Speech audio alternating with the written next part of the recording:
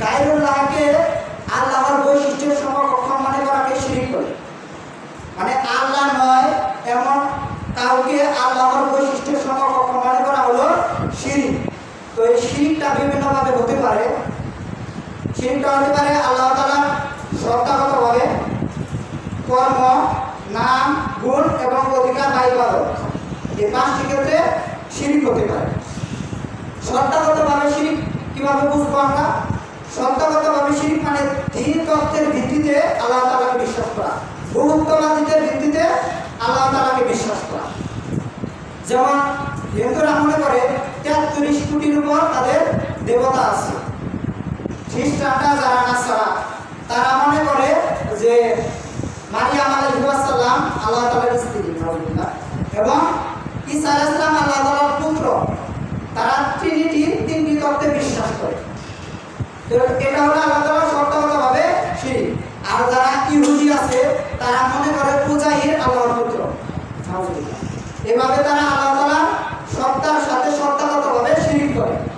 আমাদের দেশে এরকম অনেক মানুষ আছে যারা মনে করে যে বৃষ্টির দেবতা আলাদা, তো তাদের কাছে বৃষ্টি প্রার্থনা করে।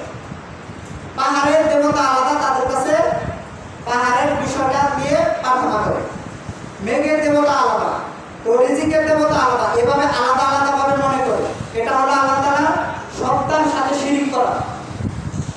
তারপর আসে আল্লাহ তাআলার কর্মের সাথে শিরক করা।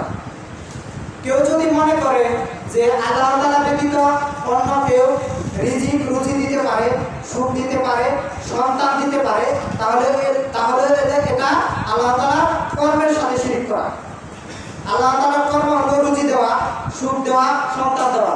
তো এই কর্ম আল্লাহ তাআলা ব্যতীত অন্যের জন্য যখন আপনি দিবেন তখন এটা আল্লাহ তাআলার কর্মের সাথে শিরক হবে। তারপর আসে আল্লাহ তাআলার গুণাবলীর সাথে শিরক করা। আল্লাহ তাআলার গুণাবলীর সাথে শিরক করা মানে কেউ যদি মনে করে আল্লাহ তাআলা ব্যতীত অন্য কেউ গায়েবের খবর জানে, এটা হলো আল্লাহ তাআলার গুণাবলীর সাথে শিরক করা। আর আসে আল্লাহ তাআলার অধিকারের সাথে শিরক করা বা আল্লাহ তাআলার ইবাদতে শিরক করা। আল্লাহ তাআলার অধিকার মানে কি?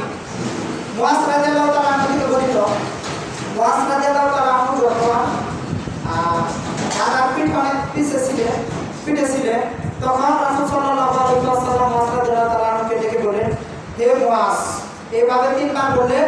মুআজ রাদিয়াল্লাহু তাআলা বললেন, হাজির ইয়া রাসূলুল্লাহ। তখন রাসূল সাল্লাল্লাহু আলাইহি ওয়াসাল্লাম বললেন, হে মুআজ, তুমি কি বলতে পারো বান্দার উপর আল্লাহর অধিকার কি এবং আল্লাহর উপর বান্দার অধিকার কি? মুআজ বললেন, আল্লাহ এবং তার রাসূলই ভালো জানেন। তখন রাসূল সাল্লাল্লাহু আলাইহি ওয়াসাল্লাম বললেন, বান্দার উপর আল্লাহর অধিকার হলো বান্দা আল্লাহর সাথে শিরক করবে, আর আল্লাহর উপর বান্দার অধিকার হলো আল্লাহর সাথে শিরক না করলে আল্লাহ তাআলা বান্দাকে শাস্তি দিবেন না, জাহান্নামে দিবেন না। এটা হলো আল্লাহ তাআলার অধিকার। তো আল্লাহ তাআলার অধিকার হলো আল্লাহ তাআলার ইবাদত করা, একমাত্র আল্লাহ তাআলার ইবাদত করা। তো আল্লাহ তাআলার ইবাদতে শিরক মানে কেউ যদি আল্লাহ তাআলা ব্যতীত অন্য কাউকে সিজদা করে, বিভিন্ন কবর, মাজার বা জীবিত মৃত পীর ওলিয়াকে সিজদা করে, এটা হলো আল্লাহ তাআলার ইবাদতে শিরক।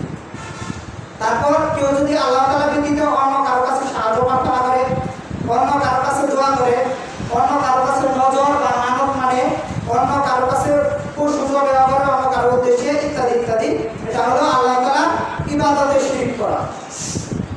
তো শিরক হলো সবচেয়ে বড় জুলুম বা সবচেয়ে বড় পাপ। আল্লাহ তাআলা সূরা লুকমানের 13 নম্বর আয়াতে বলেন, ইন্না শিরকা লাযুলমুন আযীম, নিশ্চয় শিরক হলো সবচেয়ে বড় পাপ।